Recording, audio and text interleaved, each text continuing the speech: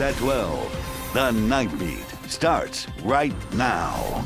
Recovery is a road the families of Robb Elementary will forever be on, as their lives were forever changed. Yeah, as the one-year mark approaches, the Texas Tribune held a discussion with family of victims and mental health professionals. The Night Team's John Paul Barajas takes us through their testimony. It's the worst feeling ever, walking into your house and not hearing the TVs, not hearing her running in the hallway. The victims' families of Robb Elementary are living proof. Time does not heal all. But as Veronica Mata and Kimberly Rubio explain, the forever grief they carry can be channeled to make a difference. We go to the Capitol and we're asking politicians to change. But it starts at the ground level. It's changing hearts and minds, everyday people. The nearly one-year journey without their loved ones has come to a political push. But first came tragedy, sorrow, and friendship through a bond of pain. It's like they sense when I'm having a bad day. You know, Kim will just send me a text, I love you, are you doing okay? When we're together, it's a little bit of relief. Talking about the girls as if they're in the other room. The Texas Tribune held a discussion for the Uvalde community on resilience, recovery, and healing, which included professional counselors like Jacqueline Gonzalez. We have hope of change, we have hope of transparency, we have hope of healing, but it requires as a community to heal. And while some families might never fully heal, they find peace in new traditions. For Rubio, it's taking her kids to visit Lexi at the cemetery. Talking to her like she's sitting next to them. They leave space for a response. And while it's really hard not to have one, it's really beautiful that they still have that relationship. And on May 24th, the one-year mark, we will have continuing coverage with live reports and every newscast, all leading up to our 9 p.m. Uvalde special, 1 year in, taking you through the last year of the lives of the victims' families. In Uvalde, John Paul Barajas, KSAT 12 News. New on the Nightbeat, a man rushed to the hospital after being stabbed in the stomach during an altercation over on the south side. That incident happened around 5:30 this evening at a gas station located at the intersection of Fairmeadow Street and South Palo Alto Road. San Antonio police say the victim was traveling in that area when some type of interaction happened with another driver that caused both drivers to stop. Officers say both men then got out of their vehicles and began arguing, and at some point the victim was stabbed. Police tell us he was taken to surgery. His condition tonight unknown. One person was detained. The discovery of a man's body in the middle of the street in the west side on the neighborhood has San Antonio police looking for a murderer. Detectives tell us they were called out to the 4300 block of Eldridge Avenue just before 4 a.m. after a CPS Energy worker saw the body and called police. EMS was also called to the scene and they pronounced him dead. While investigating, detectives contacted two witnesses who say they heard gunshots and then saw the victim lying in the road. That being said, police still have not confirmed how that man died.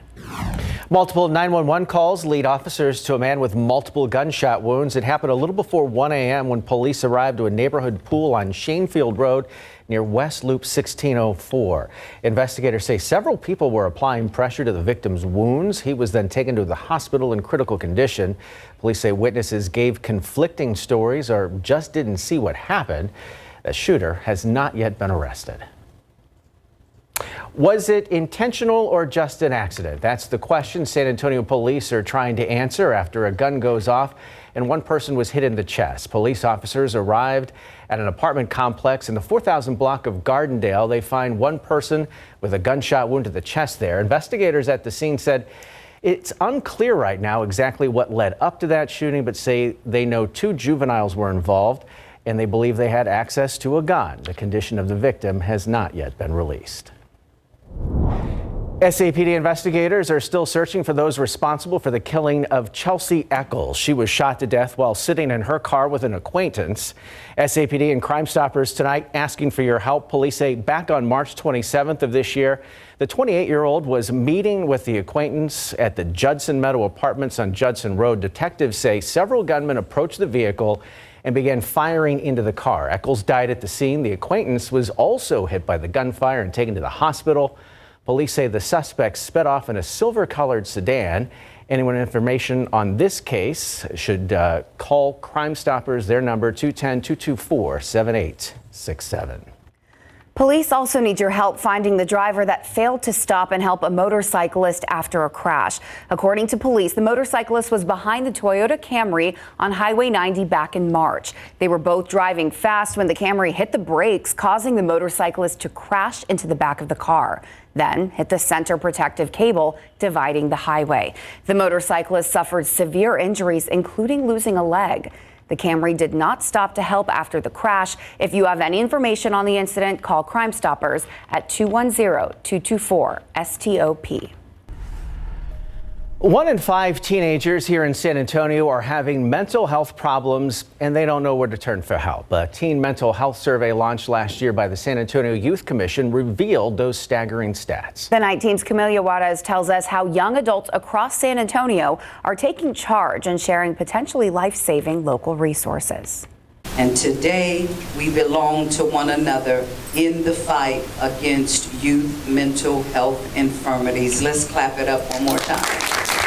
At Santico's Theater, a documentary discussing teen mental health sparked difficult but important conversations for families in attendance. Can you clap it up that you gave up some time out of Like many teenagers, 14-year-old Evelyn became withdrawn from relationships. The pandemic and social media only made it worse. I literally couldn't take my mind anymore. Her mother was concerned and took Evelyn to therapy. Over time, they learned strategies to cope with those wounds we can't always see. Evelyn hopes more teenagers can get help. Youth mental health is very, very important right now, and I just really wish that it was more affordable and more accessible to people my age. The San Antonio Youth Commission is starting that outreach by hosting a youth mental health fair at Rise in Recovery. Young adults discussed healthy relationships, substance abuse, and shared resources with each other. So you are not alone. There are professionals here who want to help you, who want to educate you. 16-year-old T. Trung wants to break the cycle of shame surrounding mental health. I would love for there to be a greater outreach so that we as a whole, this generation as a whole, can come up, talk about these things that aren't normally talked about in school, and bring about change in this generation. Now we have a link to that documentary, Hiding in Plain Sight, on our website, as well as other local mental health resources. Camelia Juarez, KSAT 12 News.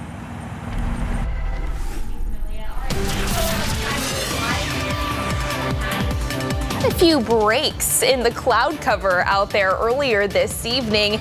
It was a cloudy start to the day, and of course that all followed overnight rain and thunderstorms that we had move through the area with a cold front that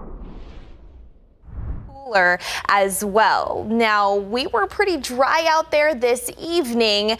Did find a few showers just to the south of Del Rio. That activity continues here this 10 p.m. hour, maybe a few sprinkles out there moving through our far southwestern counties near Cotulla as well as Crystal City. But the big thing to know as we head into our Sunday, throughout the first half of the day, another disturbance is expected to spark some scattered passing on and off rain. I do think into the afternoon, though, we should start to dry things out just a little bit more. Still a cooler than average into the weekend. We'll get you a full look at that forecast. We are expecting more drier days with some sunshine to return into next week. All those details coming your way in just a few. Coming up, the city of San Antonio taking an active approach to meet the needs of those experiencing homelessness by learning who they are and how they became a part of this growing demographic. Plus, it wasn't the baby back ribs that brought health inspectors back to this Chili's bar and grill, what they found behind the kitchen door that required a re-inspection. And negotiations to reach a compromise on the nation's debt ceiling limit still on pause tonight. We'll take a look at the bills that will come past due if the White House and Congress can't get back to an agreement. Robb Elementary School has a long and significant history here in Uvalde, long before the tragedy of nearly a year ago. There was a contest at the time that the school was being built as to for whom it should be named. The school issue came up. We took advantage of that.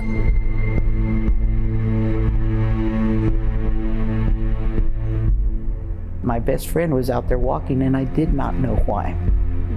I did not understand. People are still coming from everywhere. Those stories and those memories in KSAT Explains, Monday at 6.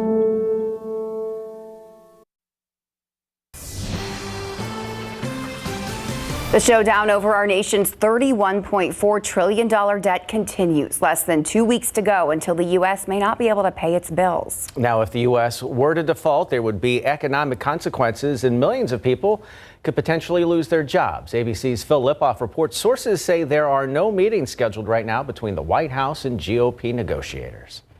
As the U.S. inches closer to a default on its $31.4 trillion debt, a halt in negotiations between the White House and House Republicans. House Speaker Kevin McCarthy accusing the White House of moving backward in discussions over raising the debt limit. I don't think we're going to be able to move forward until the president can get back in the country. Late Friday, negotiators from both sides met for more than an hour behind closed doors with a key GOP lawmaker calling it a candid discussion. Key issues in the negotiations include government spending cuts, unspent COVID relief funds, and new work requirements for federal aid programs. The White House and President Biden claim there is a bipartisan path forward. I still believe we'll be able to avoid a default and we'll get something decent done.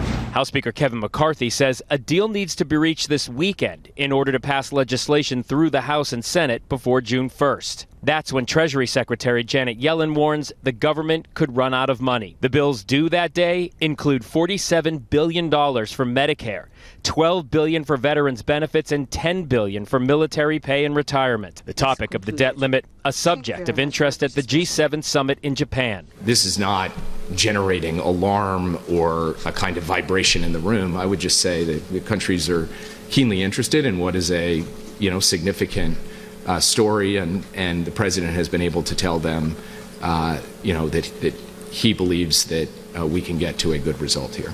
President Biden ending his trip to Asia ahead of schedule to resume negotiations in person. Phil Lipoff, ABC News, New York. I don't want to get greedy here, but can we have some more of this, please?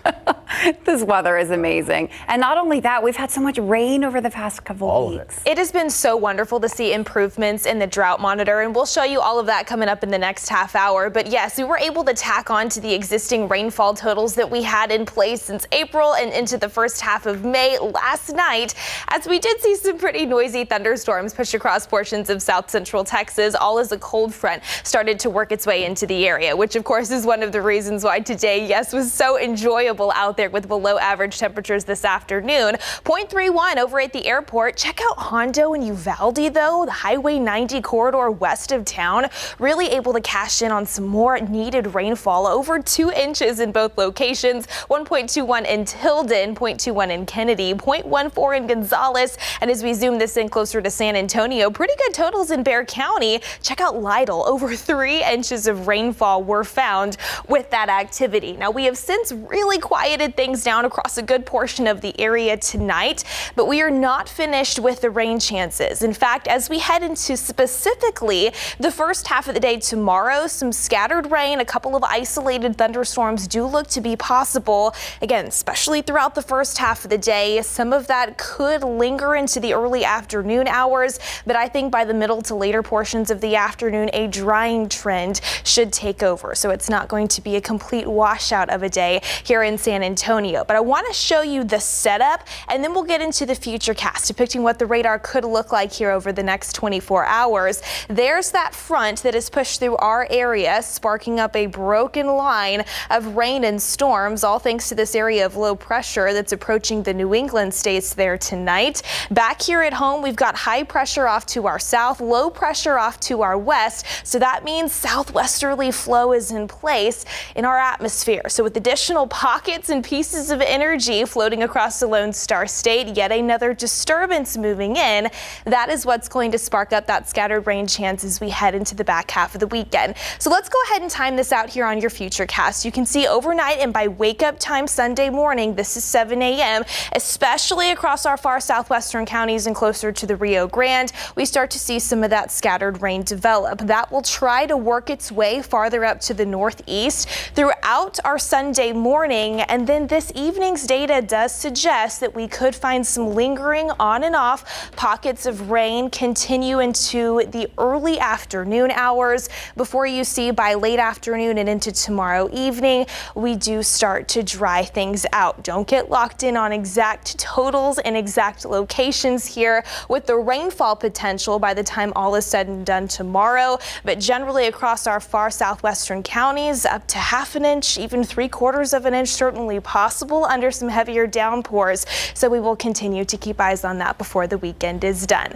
Temperature-wise, 73 degrees right now over at SA International. Through the overnight hours, I think we'll see those thermometers fall into the 60s for most of us by wake-up time. Temperatures don't budge a whole lot throughout the first half of the day thanks to that cloud cover in place. Around 72 by lunchtime, 74 by 2 p.m. And then if we can manage some peaks of sunshine, temperatures could climb into the mid to upper 70s. So all in all, still a cooler than average end to the weekend. Definitely enjoy it because as we head into next week, we dry things out, more sunshine returns, and temperatures crank back up into the upper 80s and closing in on that 90-degree mark, guys. I just feel like we're lucky we had these last couple days. Definitely. It was already so hot before. I'm all about cranking it up to 88 instead of something else. Exactly. Nothing crazy in there. We'll take that.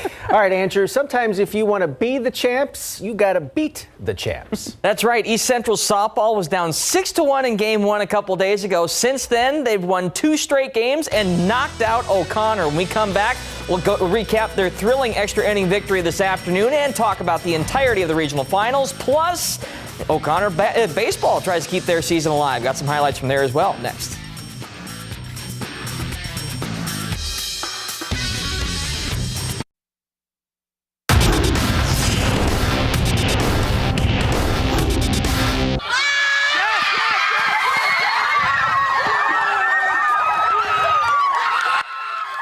Bring out the ice bath. East Central softball is moving on again in big board sports. The Hornets faithful were loud and proud this afternoon at Somerset High School as the East Central softball team went head-to-head with the defending Class 6A state champs O'Connor in a decisive Game 3 of their regional semifinal series. The Hornets jumped out to a pair of leads at 2-0 and 3-2, but the Panthers tied it up at 3-all in the bottom of the 5th, and the game went to extras. In the top of the 8th, sophomore Kiana Lipardo stole second base, setting the stage for fellow sophomore Isabella Hernandez to drive her home with an RBI single that gave East Central a dramatic 4-3 lead. Then in the bottom of the 8th, freshman pitcher Janice Ramirez and the Hornets defense slammed the door shut to clinch the program's first regional final berth. I was just trying to get out the innings, trying to get the ball in play so I can have my defense behind my back. It gives us some confidence, but of course O'Connor's a defending state champion, so we got to give them their credit. We know they're good, but we just came out. It's all heart right now. We're fighting as family, and we're hoping to make more history. When that winning run came across, I was elated because I knew that was it. I knew it was over as soon as we scored.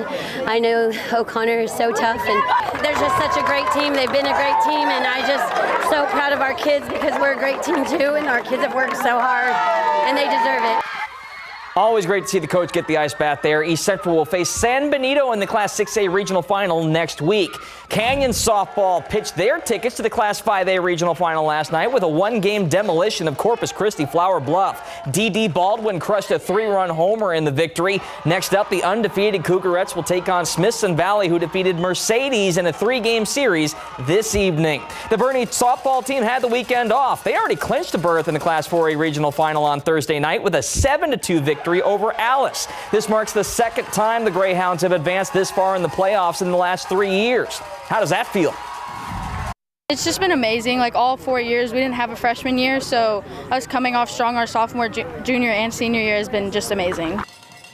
Bernie will get a rematch against Cal Allen in this year's regional final. 2 years ago, the Wildcats swept the Greyhounds in 2 games. Meanwhile, in Class 3A, Jordanton will face Santa Gertrude Academy in a 1-game playoff Thursday at 6:30 p.m. at Cabana Sports Complex in Corpus Christi. And in Class 2A, Shiner will face Weimer in a 3-game set. Dates and times still to be determined there. The third round of the Class 6A high school baseball playoffs wraps up this afternoon at Northside Baseball Field.